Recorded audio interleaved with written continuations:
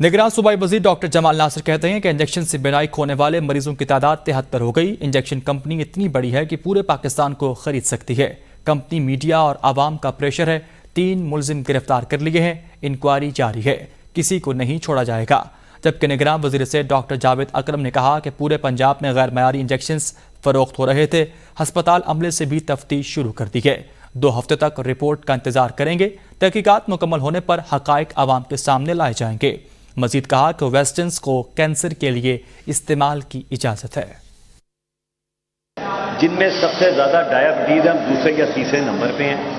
अब अगर ये दवाई भी ऑफ लेवल हम छोड़ देंगे तो आप जरा सोचें, आधा पाकिस्तान जो है ना, यानी आधा नहीं तो कम से कम जिस तरह सर ने अभी फिगर दिया है, तो इतने लोग अंधे हो जाएंगे और ये बड़ा एक मुश्किल फैसला होगा। हम पे बड़ा खुद प्रेशर था कि इस दवाई को पाबंदी लगाई जाए, लेकिन जाहिर है ये एक मल्टी नेशनल कंपनी है, बड़ी रिसर्च करके आती है, इतनी बड़ी कंपनी है कि ये क्या ही पाकिस्तान को खरीद सकती है। हमारे ऊपर कंपनी का भी बहुत बड़ा प्रेशर है। हमें तो बड़े प्रेशर, हमें मीडिया का प्रेशर है, हमें कंपनी का प्रेशर है, हमें आवाम का प्रेशर है। ताकि मकसद ये है कि ये चीज़ जिनके साथ हो गई है उनकी आंखें बचाई जा सकें। इनिशियली 68 पेशेंट थे, अब 73 हो गए हैं। बार बार यही कह रहा हूँ कि अगर किसी ने कानून की खिलाफ वर्जी की है, कानून में ये दिया हुआ है, फेडरल ड्रग लॉ में ड्रैप ने लाइसेंस दिया है, प्रोविंशियल गवर्नमेंट इन्फोर्समेंट करती है।